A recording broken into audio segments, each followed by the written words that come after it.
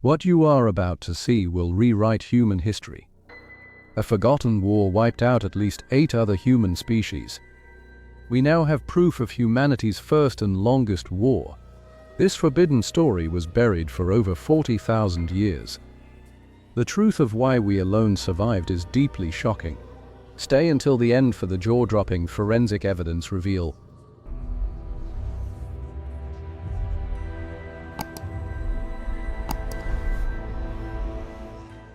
Imagine a sun rising on a world you almost recognize from distant memory. Mist clings to ancient valleys, carved by ice and untouched by modern cities. Yet our modern cities. We are 400,000 years in the past, on a truly human planet. But this was a world not meant for just one kind of human being.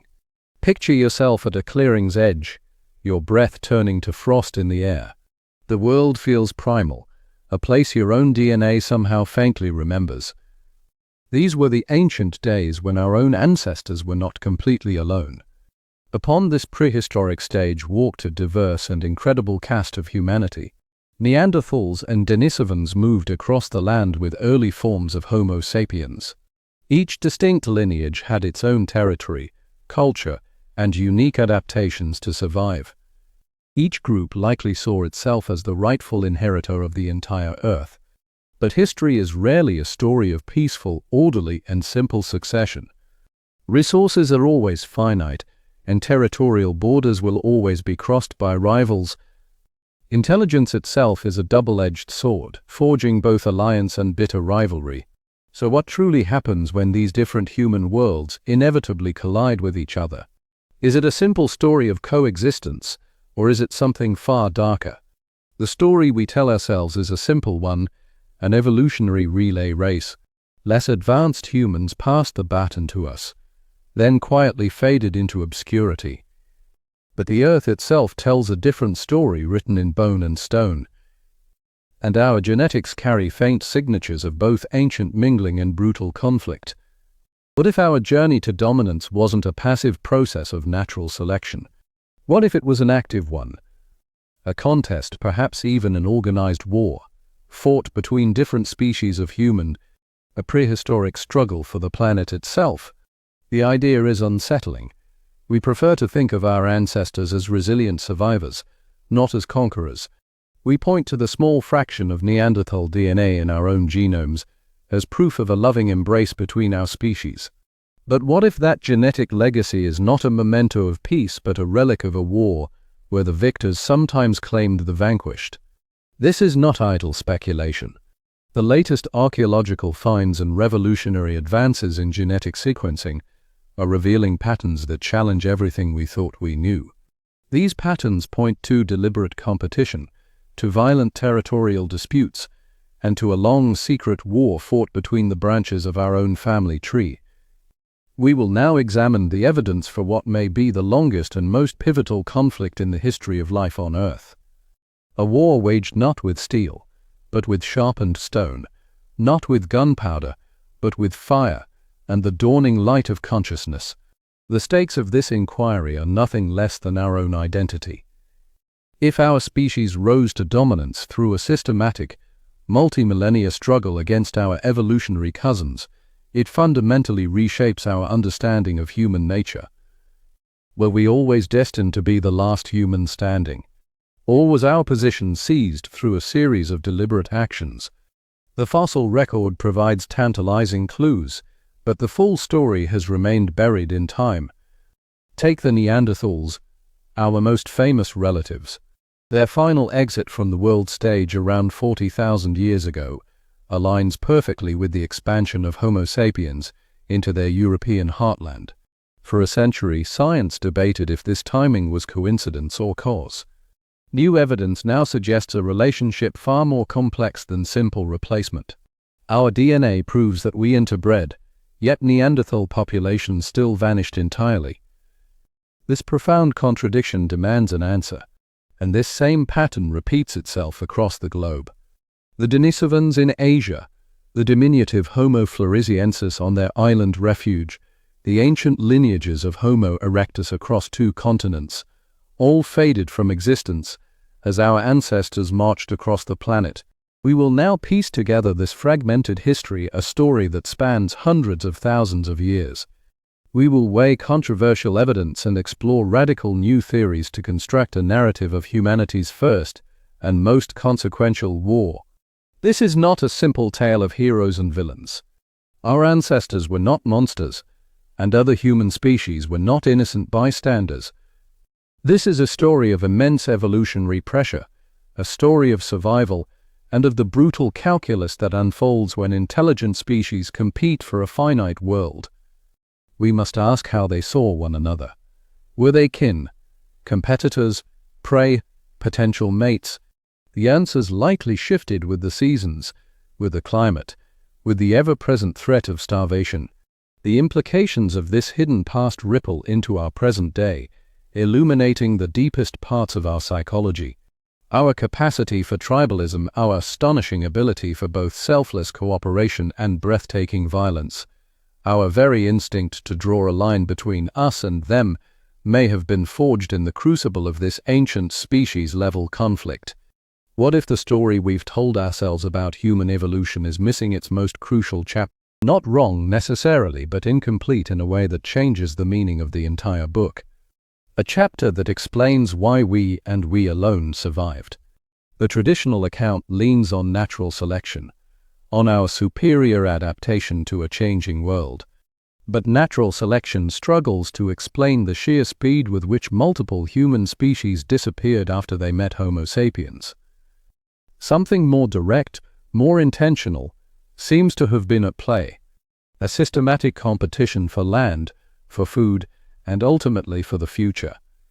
The stakes of this investigation are immense. If our ancestors engaged in an organized struggle against their human cousins, it would represent the longest war in history, a conflict stretching across tens of thousands of years. This idea does more than just rewrite textbooks, it forces a fundamental reassessment of who we are. We see ourselves as a species apart from the animal kingdom, capable of morality and empathy that transcends biology. But what if our ascent was fueled, at least in part, by the deliberate displacement and ultimate extinction of our closest competitors?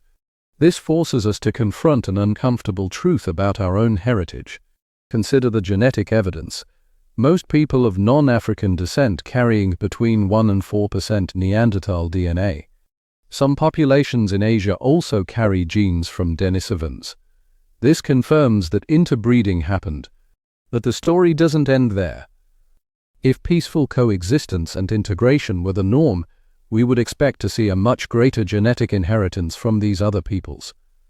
Instead, the small, almost trace amounts of their DNA suggest that these encounters were the exception, not the rule, and that conflict was far more common than collaboration. The implications echo in our modern world. Our tribal psychology, the very instinct that drives us to form in groups and outgroups, may have been sharpened by eons of competition against other kinds of humans. Our capacity for both incredible violence and extraordinary altruism may spring from the very same root. Modern warfare, ethnic hatred, even economic rivalry might just be the modern expression of behavioral patterns established during this ancient, multi-species struggle for survival. Understanding this prehistoric conflict could unlock a deeper understanding of the persistent, often destructive tendencies that continue to shape our world. The archaeological evidence, though scattered, tells a powerful story. Across Europe and Asia, settlement patterns shift dramatically as Homo sapiens arrive. We see other human species pushed into increasingly difficult, marginal lands before they vanish from the record entirely. Stone tool technologies also show curious patterns. In one region after another, sophisticated new toolkits appear suddenly where simpler designs had dominated for millennia. This suggests not a slow evolution of ideas, but the rapid displacement of one people by another armed with superior technology. The control of fire follows a similar trajectory. Fire was the ultimate technology of the age, providing warmth, security, and the ability to unlock more calories from food. The evidence suggests some human species, including our own, mastered it far more effectively than others. The puzzle deepens when we consider the birth of art and symbolic thought. Cave paintings, crafted jewelry, and ritual objects. These were not mere decorations. They were tools for building stronger cultures, for communication, and for creating a shared identity. Such innovations conferred a powerful competitive edge. A group with stronger social bonds and better communication could outcompete rivals when the climate turned harsh and resources grew thin. During these moments of crisis, such advantages became the difference between survival and extinction.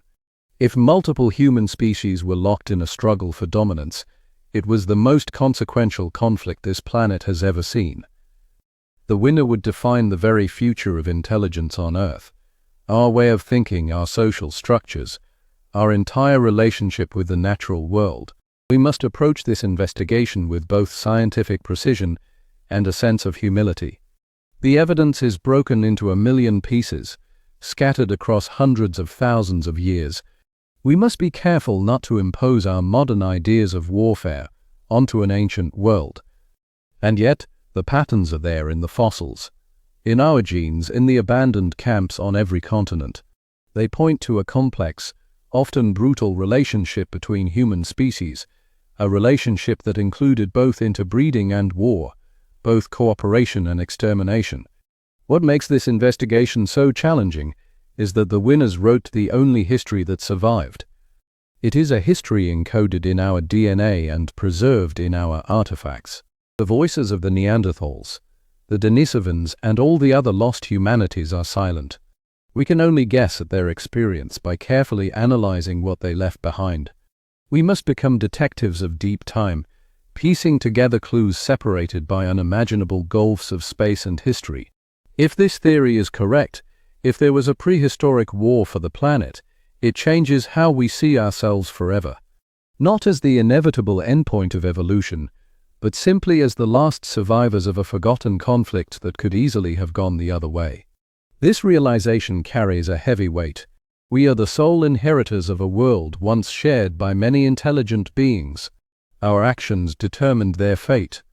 And now our actions will determine the fate of countless other species with whom we share this earth. The journey ahead is both scientific and philosophical. We will examine bones and stones, but we will also confront the deepest questions about conflict, cooperation, and the very nature of what it means to be human. The answers may forever change our understanding of ourselves. So let us begin. Let us travel back to an age when the future of mind on Earth was unwritten, when multiple paths of human evolution vied for supremacy, when the outcome that seems so certain to us now was anything but. As we reconstruct this ancient struggle, we must remember that the past is never simple. The lines between victim and aggressor blur across the ages, and the true story is always more complex than any single tale can contain. 400,000 years ago, the Earth was a world of many humanities. Great ice sheets pulsed with the rhythm of the planet's climate, and vast plains teemed with megafauna, woolly rhinos, cave bears, and giant elk. And moving through this wild landscape were not one, but several distinct species of human.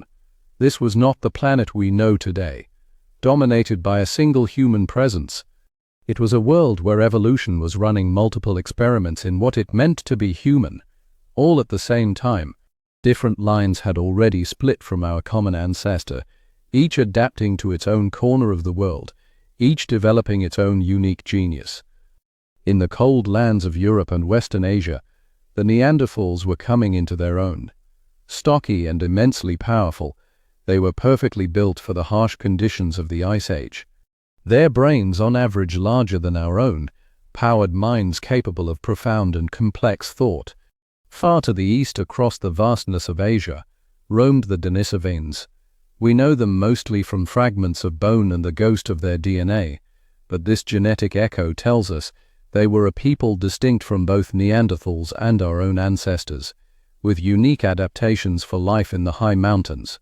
Meanwhile, Homo erectus, a truly ancient lineage that had first walked the earth nearly 2 million years before, still clung to existence in pockets of Asia.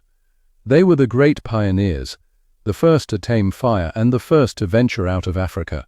And in Africa itself, the cradle of humanity, our direct ancestors, Homo sapiens, were beginning to emerge. They were not yet us, but they were populations on the verge, slowly developing the traits that would one day define our species. Theirs was not a straight path to the present, but a tangled, branching process of trial and error. And there were others, species we have only just discovered, like Homo naledi in South Africa and Homo floresiensis in Indonesia, prove that the human family tree was far bushier than we ever imagined. These were not isolated worlds. The boundaries between these different peoples were fluid. As the climate shifted, glaciers advanced and retreated, forests became grasslands, and territories expanded and contracted. Contact was inevitable, and when these different humanities met, what happened? For a long time we assumed they simply avoided one another.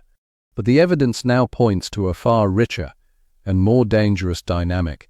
Sometimes they traded ideas, sometimes they fought, and sometimes they saw each other as mates. The archaeological record from this era is filled with intriguing clues. We see stone tool designs that appear to have been shared between different human populations, suggesting that knowledge could at times cross the species barrier. Fire use tells a similar story. The mastery of fire was perhaps the single most important technology of the time. It offered warmth, protection, and the key to a richer diet through cooking. But not all humans were equal in their command of flame. Evidence suggests Neanderthals used fire when they found it, but may have struggled to create it themselves. Our own lineage, along with Homo erectus, seems to have developed more reliable methods for making fire at will. This was no small difference. It was a decisive strategic advantage. A group that could conjure fire on demand could survive the harshest winters and push into new, colder lands. Their social worlds likely differed as well. Different brain architectures probably gave rise to different kinds of societies. The size of their groups, their methods of communication, how they structured their families and hierarchies, all of it may have varied from one human species to another. Our own ancestors, early Homo sapiens, may have been developing more flexible social networks that allowed for cooperation on a larger scale. The evidence suggests we built wider-ranging alliances and maintained connections across greater distances, and language, too, was almost certainly different. While Neanderthals had the physical equipment for speech, the intricate wiring in the brain needed for complex grammar and syntax may have been unique to our line. These differences in communication would have had a profound impact on their ability to cooperate and to compete. Elimination methods also revealed divergent strategies. Neanderthals seem to have been masters of the close-quarters ambush, taking down enormous prey with thrusting spears, a dangerous but effective tactic. Early Homo sapiens, meanwhile, were developing a more varied arsenal, including projectile weapons like throwing spears that allowed them to hunt more safely from a distance. The world 400,000 years ago was in constant flux. Ice ages descended and retreated. Forests and grasslands traded places. These dramatic environmental shifts created both opportunities and crises for every human population. During the lean times, resources grew scarce and competition intensified. The land that could support life shrank. It was under these conditions that the subtle advantages of each human species' adaptations were put to the ultimate test.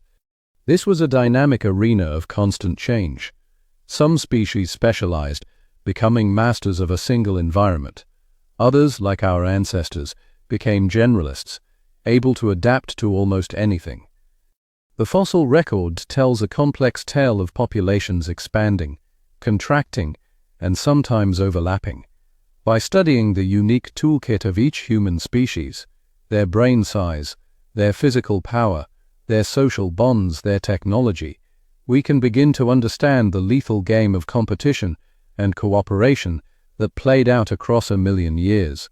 This was more than just biological evolution. It was the dawn of cultural evolution, the moment when ideas and technologies began to spread faster than genes. And when we look at the places where these different humanities met, a complex picture emerges. Sometimes we see signs of sharing, other times we find one culture abruptly erased, replaced by another. The world that comes into focus is one of a dynamic, shifting mosaic of peoples, not a simple ladder of progress, but a complex web of parallel evolutionary experiments, each with its own strengths and its own fatal flaws. The first hard clues of a potential war between human species emerge from a few controversial sites. Whispers from the deep past. In Spain, a cave system holds a deep shaft known as Cima de los Huesos, the pit of bones. Here, the remains of at least 28 early humans, dating back some 430,000 years, were found thrown together. These individuals, a mix of Neanderthal and more ancient human traits, appear to have been deliberately cast into this abyss. The near-total absence of animal bones rules out a natural predator's den. Some see this as the earliest evidence of burial, a sacred act, but another, darker interpretation has surfaced. The sheer concentration of bodies, many bearing signs of pre-mortem trauma, could be the silent testament to an ancient massacre, evidence of lethal violence between competing groups. Similar chilling patterns appear elsewhere. At Krapina in Croatia, Neanderthal bones from 130,000 years ago bear cut marks consistent with the flesh being stripped away. While first interpreted as ritual cannibalism within their own kind, some now argue these marks could be the grim signature of conflict between different populations. The timing of these finds is critical. They often coincide with periods of intense climate change, when the world grew harsh and resources scarce. As the environment shifted, the livable territories shrank, and the competition for what remained would have become deadly. Stone tools tell another part of the story. Different human species had their own unique traditions of tool making. By mapping these technologies across the landscape, we can see patterns of replacement that look less like the friendly sharing of ideas and more like the hostile takeover of territory. The sudden appearance of advanced Mousterian tools in a region once dominated by the simpler Acheulean style, for example, signals the arrival of a new people, not just a new idea. The control of fire offers more clues. In Europe, evidence suggests Neanderthals were opportunistic fire users, but when our ancestors Homo sapiens arrived, they brought with them the consistent ability to create fire on demand. This technological supremacy would have been a game-changer, especially in the cold north. The ability to guarantee warmth, cook food, and hold back the night gave our ancestors an overwhelming advantage. The caves they lived in reveal a tense dynamic. In many regions we see layers of occupation, with different human species moving in and out of the same shelters over centuries. But they are rarely there at the same time. One group replaces another, who might then return generations later. This looks less like cohabitation and more like a long drawn-out struggle for prime real estate. The archaeological record almost never shows different human species peacefully sharing the same valley for any length of time. But perhaps the most powerful evidence comes from our own DNA. While we know interbreeding occurred, recent genomic studies show it was surprisingly rare, happening only in specific windows of time. This limited genetic exchange suggests that strong boundaries were maintained between human groups. If peaceful integration had been the norm, our genomes would be a much richer mix of Neanderthal and Denisovan ancestry. Instead, the mere 1 to 4% found in most non-Africans today speaks to a history dominated by separation and distrust. The geographic pattern of extinction is the most telling of all. As Homo sapiens expanded out of Africa, a wave of extinction followed in their wake. Other human species vanished from the archaeological record, and the timing of their disappearance tracks the arrival of our ancestors with damning consistency. In Europe, Neanderthals were pushed into ever smaller pockets of land as Homo sapiens advanced. Their last holdouts were on the Iberian Peninsula, in places like Gibraltar, the farthest possible retreat from the wave of new arrivals. A similar story played out with the Denisovans in Asia and with the last populations of Homo erectus. This pattern, repeated on continent after continent, is too consistent to be an accident. It suggests a systematic displacement, not a peaceful merger or a natural decline. More direct evidence comes from the bones themselves. Several Neanderthal skeletons bear the scars of healed wounds from what appears to be interpersonal violence. The most compelling case is from Shanidar Cave in Iraq. Here, a Neanderthal known as Shanidar III suffered a deep puncture wound to his ribs, made by a light, thrown spear, a projectile weapon. He survived the initial attack, as the bone had begun to heal. What makes this so significant is that this type of weapon is strongly associated with early Homo sapiens. Neanderthals, by contrast, used heavy, thrusting spears for close-quarters combat. This healed wound may be the first clear forensic evidence of a violent encounter between our two species. Population genetics adds another layer. Analysis of ancient DNA reveals that many Neanderthal groups suffered sharp drops in genetic diversity just before they vanished. These genetic bottlenecks are the classic signature of a population under extreme stress, fragmented and dwindling. While climate change played a role, these bottlenecks also align perfectly with the expansion of Homo sapiens into their lands, suggesting a deadly combination of pressures.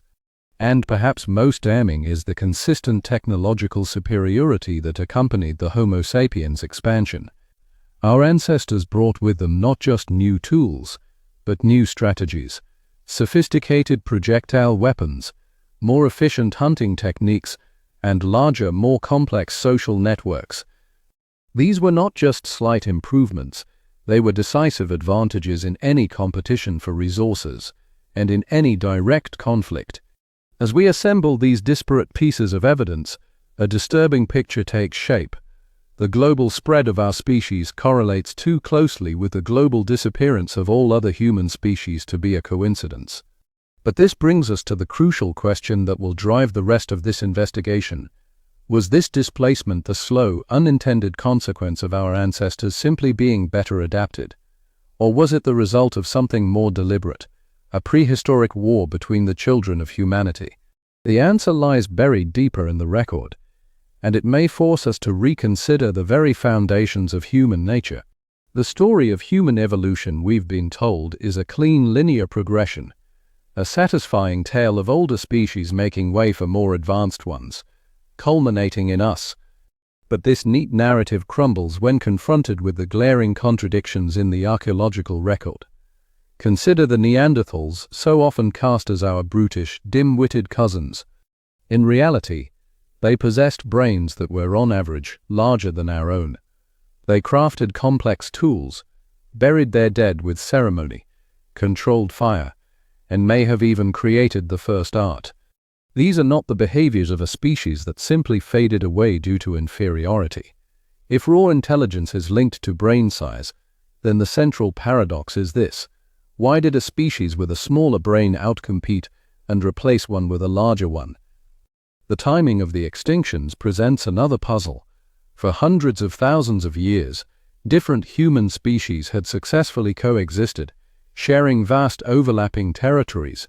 Yet in a geological blink of an eye after Homo sapiens began their global expansion, these ancient lineages vanished.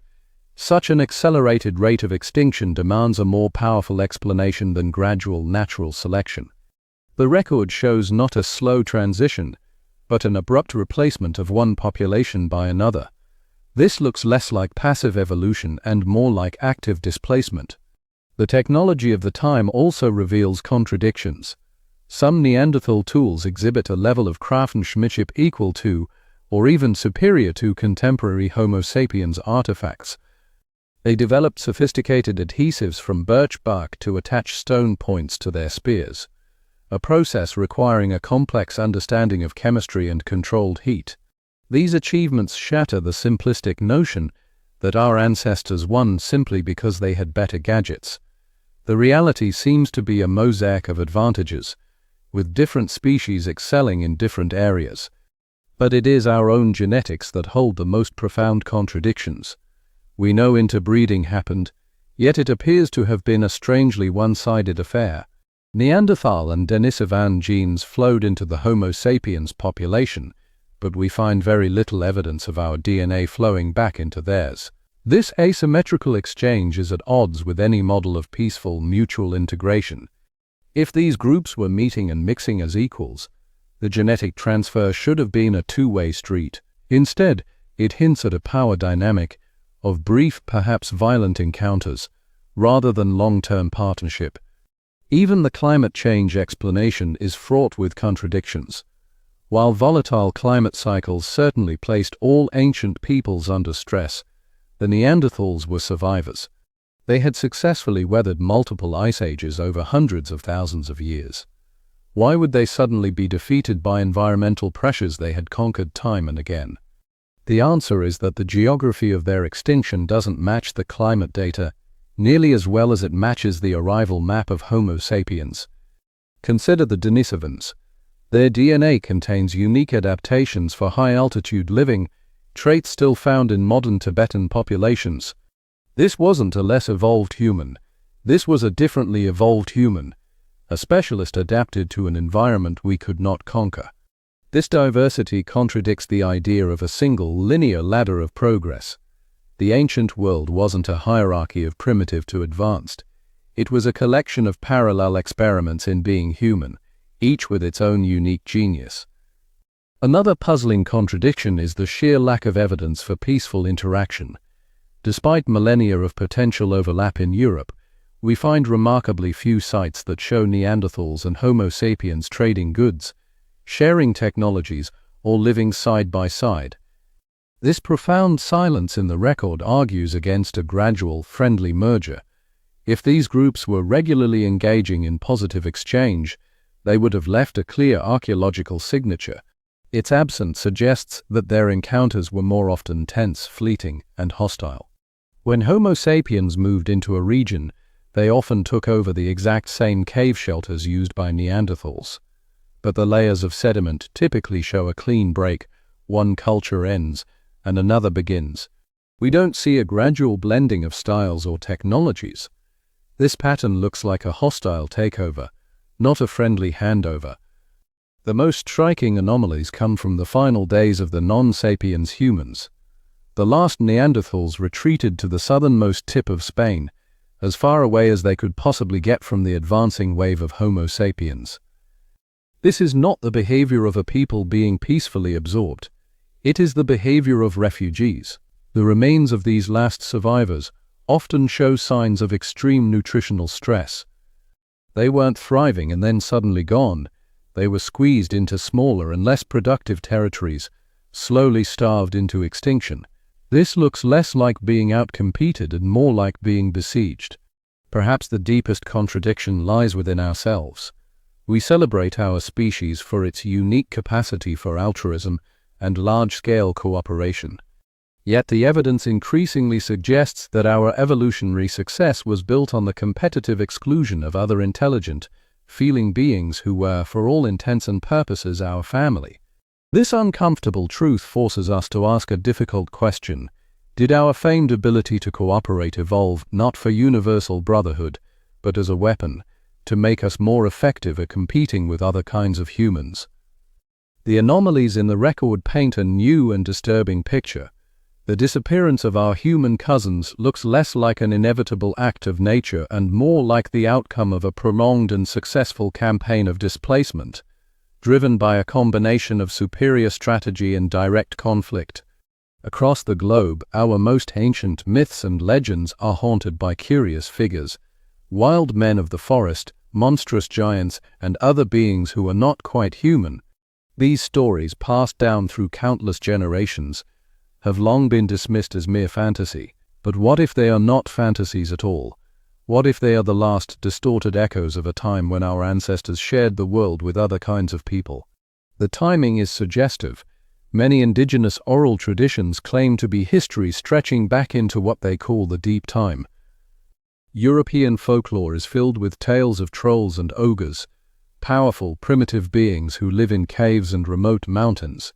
Their descriptions often bear an uncanny resemblance to what we know of Neanderthals. Their robust builds, their heavy brow ridges, their immense physical strength. In the high mountains of Asia, stories of the Yeti or the Migu speak of wild, hairy forest people. These legends persist in the very regions where the genetic legacy of the Denisovans is strongest in modern populations. Australian Aboriginal traditions contain accounts of the Junjudi, short, powerful forest dwellers who lived alongside their own ancestors.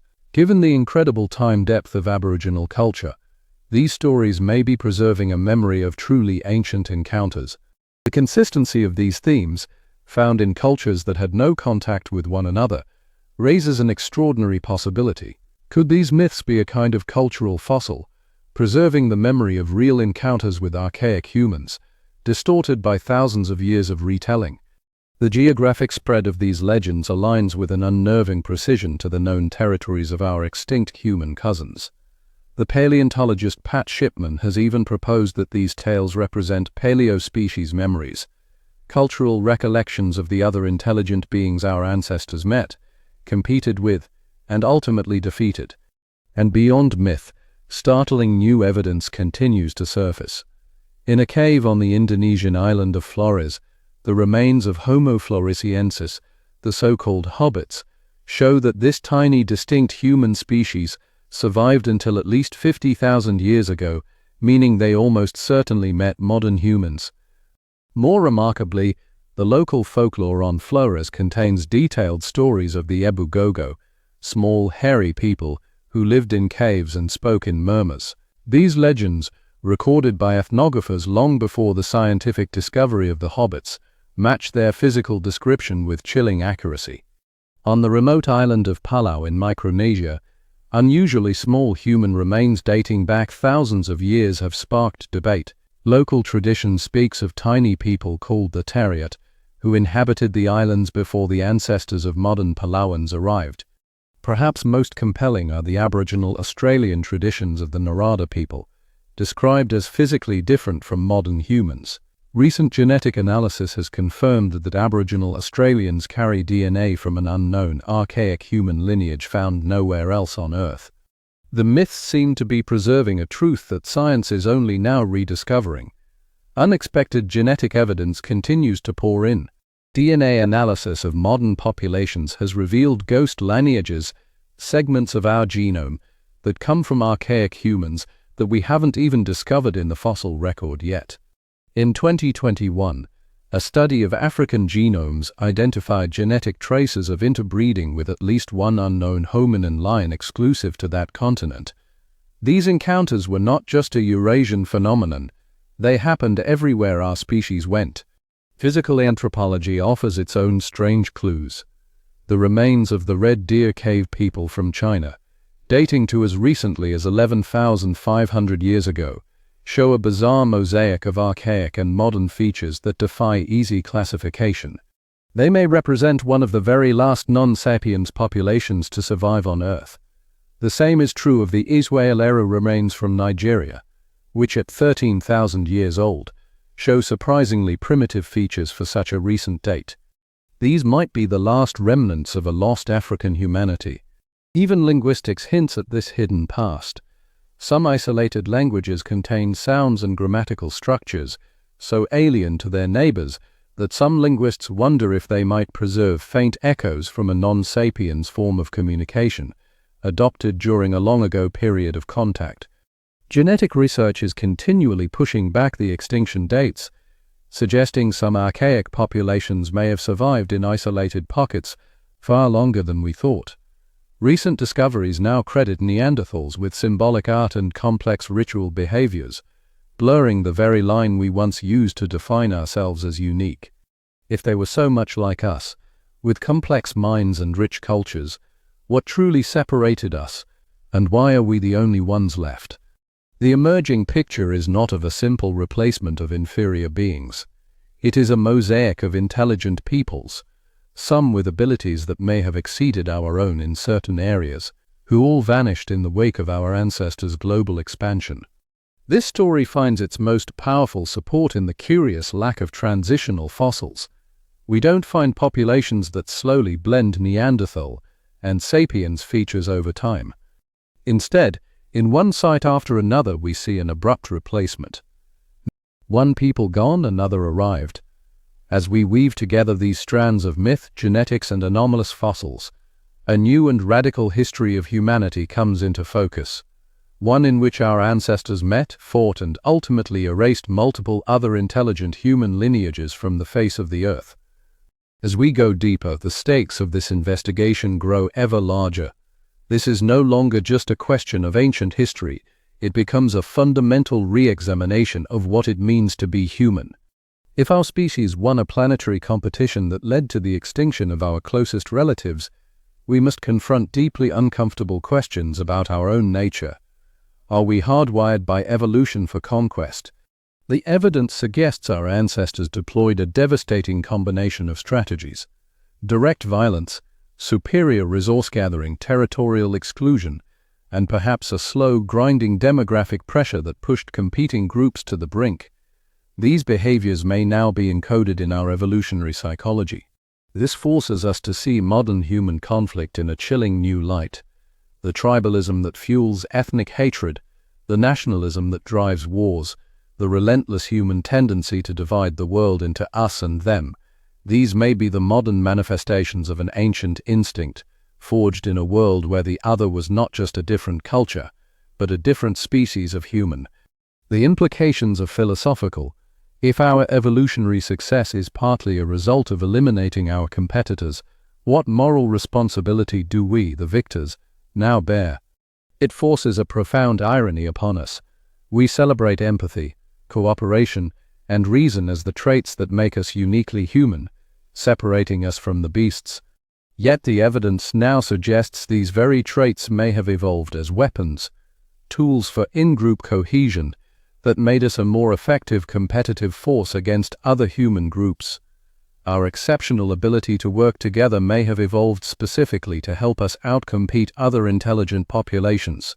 Viewed through this lens, the global expansion of Homo sapiens looks less like a simple migration and more like a deliberate, systematic conquest. The slow refinement of projectile weapons throughout prehistory takes on a sinister new meaning. These were technologies for killing at a distance, for minimizing risk to the attacker while maximizing lethality. The mastery of fire becomes not just a tool for survival, but a potential weapon of war, used to reshape landscapes and destroy the habitats of rival species. And the development of complex language was the ultimate force multiplier, allowing for the coordination of larger groups in both hunting and warfare. The stakes of this inquiry extend into our future. If competitive exclusion is written into our evolutionary DNA, what does that say about our prospects for peacefully coexisting with any other intelligent life we might one day encounter, whether on this planet or another? Perhaps most unsettling is the realization that we are telling this story from the victor's perspective. The voices of the vanquished are lost forever. Yet, through the careful reading of Bone and Stone, we can glimpse their final desperate moments. The retreat of Neanderthals into the remote corners of Europe suggests they knew they were facing a mortal threat. The signs of starvation in their last populations tell a story of a people being systematically squeezed off the land. This is the classic signature of active competitive exclusion. This recognition shatters the myth of human exceptionalism. Our solitary status on this planet was not a gift of destiny, but the outcome of a brutal competition. Our victory was contingent. Had a few key factors been different, a shift in climate, a different technological breakthrough, another human species might be here today pondering our extinction. And what have we lost? If multiple forms of human intelligence once existed, each with its own way of seeing the world, then their extinction represents an incalculable loss of cognitive diversity. The Denisovans had genes for thriving at high altitudes. Neanderthals, with their larger brains, may have possessed cognitive strengths we can only guess at. Their extinction was not just a loss of biodiversity, it was the silencing of other minds, the destruction of other ways of being conscious in the universe. The highest stakes of all may lie in what this investigation reveals about our own potential. If our modern psychological toolkit is in part an adaptation for interspecies warfare, perhaps we can now, in a world without other human species, consciously choose to transcend those ancient instincts. This perspective offers both a warning and a glimmer of hope. By understanding the competitive darkness in our past, we gain the power to recognize and redirect those tendencies in our present. As our investigation continues, the evidence points to one conclusion: the world of many humanities ended not by accident, but by conquest. But the most stunning evidence is yet to come. Recent discoveries hint that the conflict between human species was at times more organized, more deliberate, and more systematic than we have ever dared to imagine, escalating from opportunistic competition to something that looks chillingly like intentional, organized war. As we near the climax of this investigation, we must weigh the competing theories that try to explain the disappearance of every human species except our own. Three main narratives have emerged. The first, and most traditional, is a story of simple competitive exclusion. In this version, Homo sapiens were just better at the game of life. We had superior intelligence, more advanced technology, and more flexible behavior, allowing us to outcompete other humans for resources without any need for direct conflict. Their decline was the slow, inevitable result of our greater efficiency. The undeniable sophistication of early Homo sapiens tools, and their larger, more complex social networks, support this view. However, this theory struggles to explain the sheer speed of the extinctions. It also fails to account for the clear pattern of retreat seen in Neanderthal populations, which suggests an active avoidance of a threat, not just the losing of a passive competition. The second major theory blames climate change. In this scenario, other human species like the Neanderthals were highly specialized for Ice Age conditions. When the climate became unstable, they couldn't adapt, while the more versatile Homo sapiens thrived. The disappearance of the Neanderthals does indeed coincide with a period of intense climate fluctuation.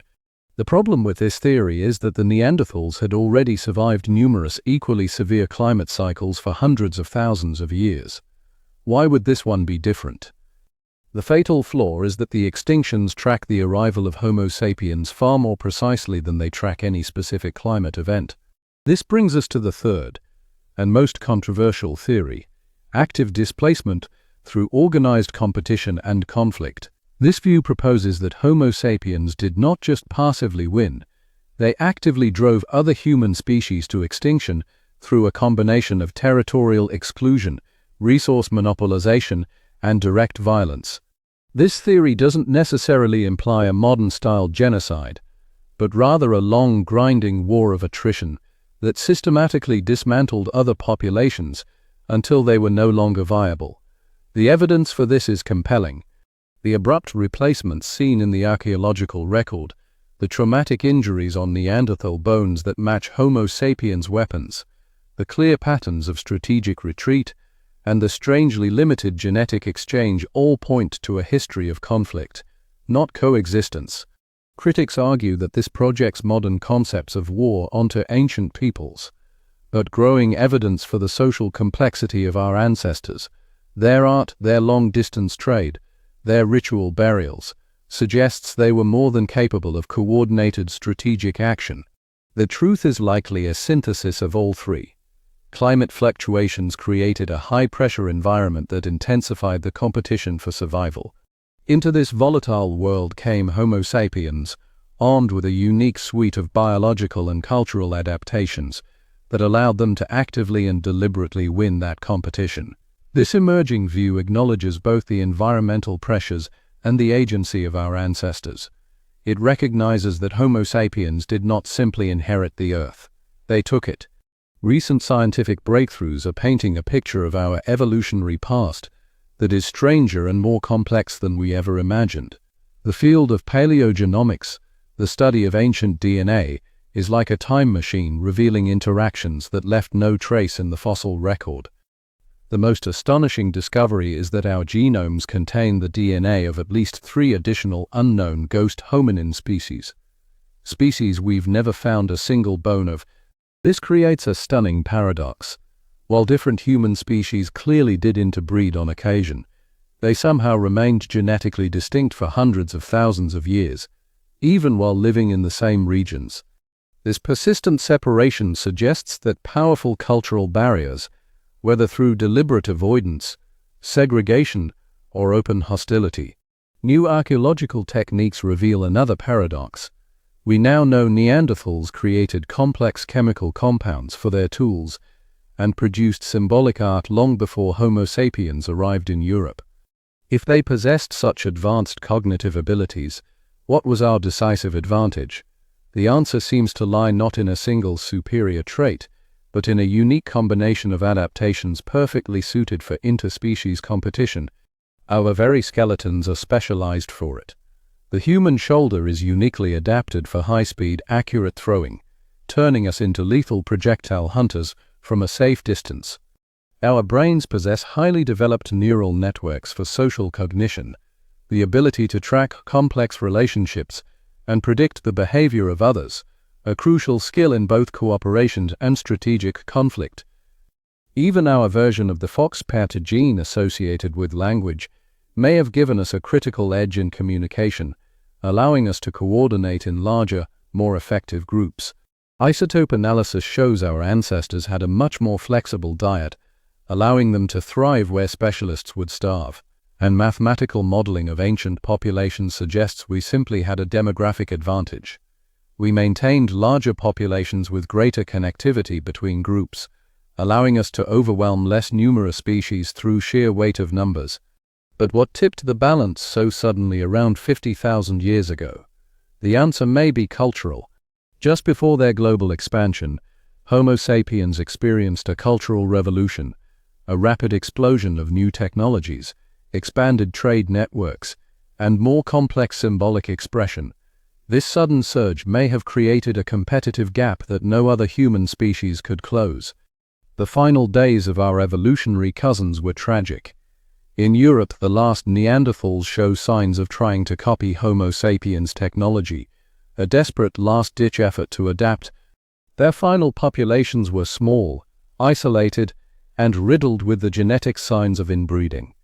They didn't just fade away, they were cornered, retreating to refuges in remote mountains and on distant coastlines, fighting a losing battle against an unstoppable tide. The scientific consensus is now shifting. Human evolution was not a linear march of progress. It was a brutal competitive landscape where multiple, viable forms of humanity fought for survival. Our solitary status on this planet was not inevitable. It was the outcome of a war. And this recognition forces us to confront the final paradox. The very intelligence that allowed our ancestors to win this war now gives us the capacity to understand, and perhaps even to mourn, what was lost. We have sifted through the evidence from genetics, archaeology, and anthropology. We have weighed the competing theories. And now we can answer the central question of our investigation. Did our ancestors drive other human species to extinction? The overwhelming weight of the evidence points to an inescapable conclusion. Yes. The disappearance of every other human lineage in the wake of Homo sapiens expansion cannot be explained by accident or passive processes alone. Our ancestors were active participants in a planet-wide evolutionary competition that they and only they survived. This was not a genocide in the modern sense of the word. There were no organized armies, no industrial-scale slaughter. It was a war of attrition, fought over thousands of generations through resource monopolization, territorial displacement, demographic pressure, and sporadic, brutal violence. The pattern is undeniable. On continent after continent, the arrival of Homo sapiens is followed, within a few thousand years, by the complete disappearance of all other local humans. The correlation is absolute. The archaeological sites show abrupt replacement, not gradual blending. The genetic record shows limited, one-sided interbreeding, not a peaceful merger.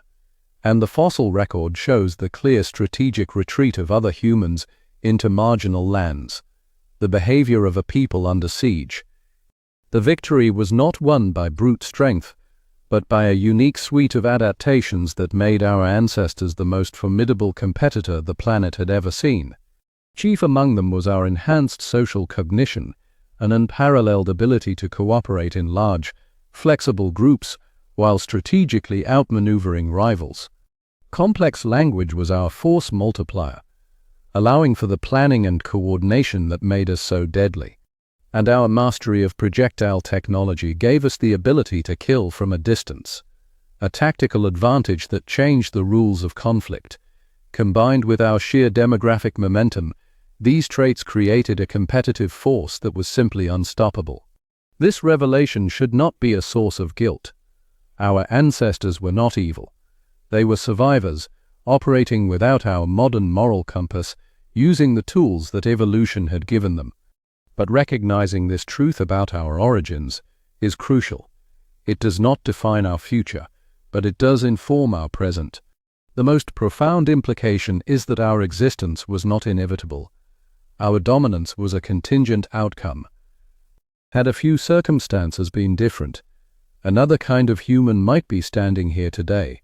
This fundamentally changes our understanding of ourselves. We are not the pinnacle of evolution.